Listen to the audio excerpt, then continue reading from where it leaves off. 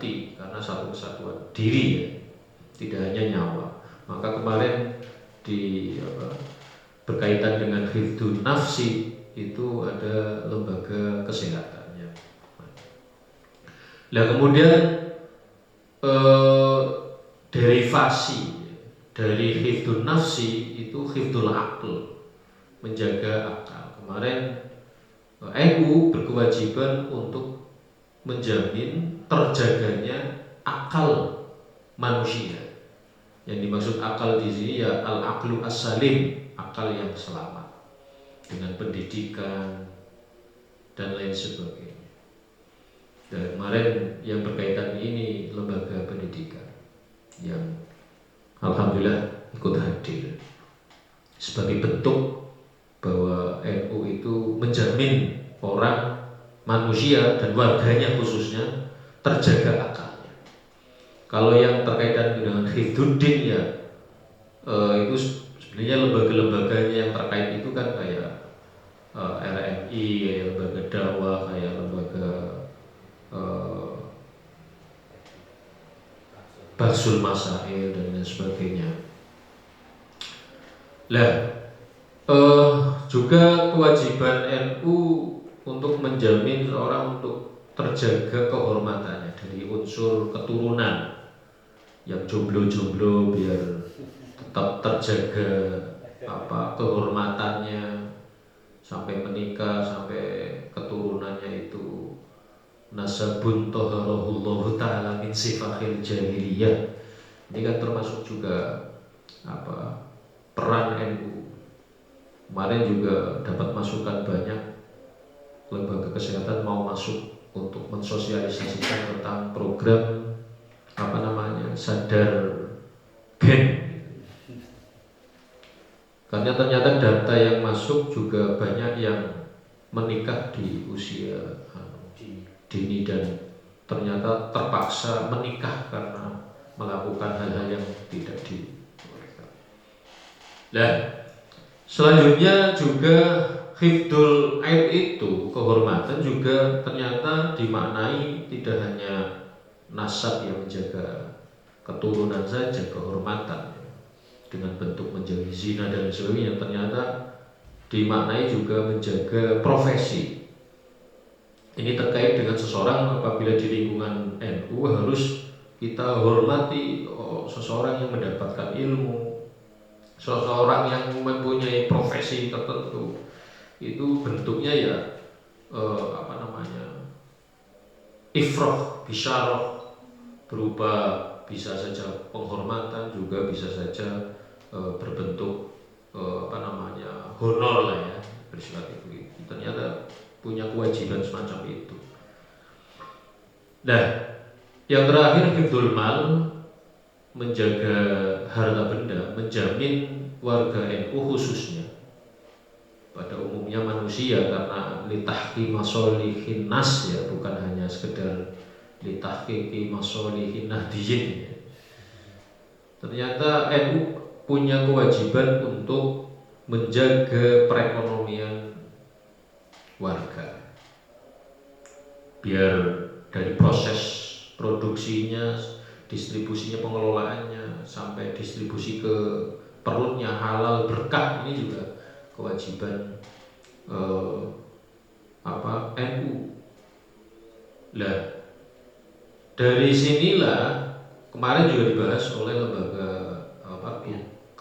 ketua, wakil ketua bidang ekonomi Gus Ulil yang hadir di sini, dan banyak informasi-informasi yang kita dapat. Nah, pada tataran aksiologi itu, mereka yang bicara tentang peran, refleksi peran dan amaliyah NU di bidang masing-masing itu berdasarkan cakupan wilayah tanggung jawab NU itu. Yang sementara NU itu stigmanya itu hanya ngurusi ibadah makhdhah saja, ritual saja, itu salah. Nah ini juga bagian dari menginformasikan bahwa cakupan tugas tanggung jawabnya semacam itu. Kemudian juga merubah ini cakupan wilayah teritorial tidak hanya Jawa sentris tapi mendunia, mengglobal. Termasuk makna Nahdlatul Ulama, hakikat keberadaan NU itu kan dinahkodai para kiai karena kebangkitan para ulama. Berarti di sini para ulama yang sementara stigmanya ngurusi mudin saja, ini sudah meluas, harus tahu dari segala perspektif, ya, karena punya kewajiban menjamin hak dasar manusia itu. Nah, kurang lebih substansi NU-nya semacam itu. Nah, kemarin juga dibahas soal bagaimana cara mengegolkannya. Maka Pak Mudir bicara tentang strategi-strategi dan menginformasikan logika berorganisasi NU seperti apa dan SDM yang dibutuhkan seperti apa. Nah, logika NU itu beliau menganalogikan, saya memberikan gambaran analogi dua analogi, tapi beliau memilih satu analogi yang paling tepat. Saya memberikan analogi bahwa NU itu bagaikan payung memayungi payung-payung kecil, karena ada Banong, ada Ponpes, ya. Ponpes kan punya payung sendiri, punya jamaah sendiri.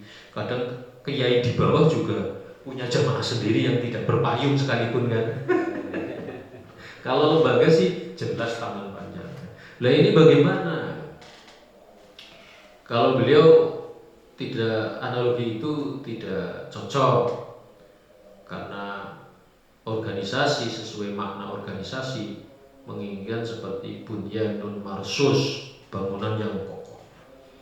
Maka logika kiasannya itu analoginya adalah bagikan tubuh. Jadi termasuk kiai-kiai yang di bawah itu harus terkoordinir dengan bagus, terkorelasi dengan bagus. Itu keinginan Pak Mudir seperti itu. Maka visi hasil musker itu menitik beratkan pada tata kelola lembaga, karena orientasinya memang ini tadi bunyanun marsus. Lah, pada tataran refleksi aksiologi berikutnya kemarin malam adalah politik dan hukum itu sebagai alat, politik dan hukum sebagai alat bukan tujuan. Nah, karena strategi yang kita bicarakan sama Pak Mahdir itu ada dua. Satu itu NU harus mandiri, menguasai struktur masyarakat. Dan itu dibutuhkan organisasi dan masyarakatnya mandiri. Nah, NU terkenal di wilayah ini. Strategi yang kedua adalah mampu mempengaruhi kebijakan-kebijakan pemerintah daerah agar tujuan NU tadi itu terwujud. Bisa jadi mitra, bisa mendapatkan kader di legislatif dan lain sebagainya, yudikatif, eksekutif. Itu sangat penting. Nah, pada malam hari ini panjenengan diminta untuk memposisikan dan menjelaskan peran NU dalam bidang sosial. Dan yang dimaksud dengan bidang sosial ini, NU jelas organisasi sosial keagamaan, organisasi kemasyarakatan sosial yang berbasis sosial keagamaan. Yang dimaksud sosial ini kan nirlaba, ya, tidak untuk mencari keuntungan, tetapi semua proses jalannya organisasi ini butuh dana dan lain sebagainya untuk menopang pelayanan-pelayanan di bidang tadi, keagamaan, pendidikan, terus kesehatan, hormatan dan lain sebagainya. Lah, fungsi lazis ini di NU itu nanti coba disampaikan perannya di wilayah mana. Ya satu itu untuk karena peran NU itu tadi untuk menjamin hak dasar. Apakah sementara masih sendiri-sendiri, apa ZIS itu sebagai lumbungnya, pusatnya NU untuk menopang kegiatan pendidikan apa itu, cover semua oleh ZIS kan begitu kan bisa ya. Gambarnya mau ke sana apa gimana, nanti coba di satu. Kemudian aspek yang bersifat sosial oleh lembaga ZIS itu sejauh mana, misalnya karena ada aspek zakat, infak, sedekah kan mesti ada 8 asnaf itu bagaimana proses pendistribusiannya. Di sektor keagamaan misalnya kan ada kiai-kiai fisabilillah, ya, kiai-kiai yang fuqara miskin tapi nggak mentol disebut fuqara miskin ya fisabilillah lah kalau kiai. Iya, ya Habib juga begitu. Nah, itu kemudian ZIS perannya masuk mana? Terus pendidikan apakah sudah bisa menopang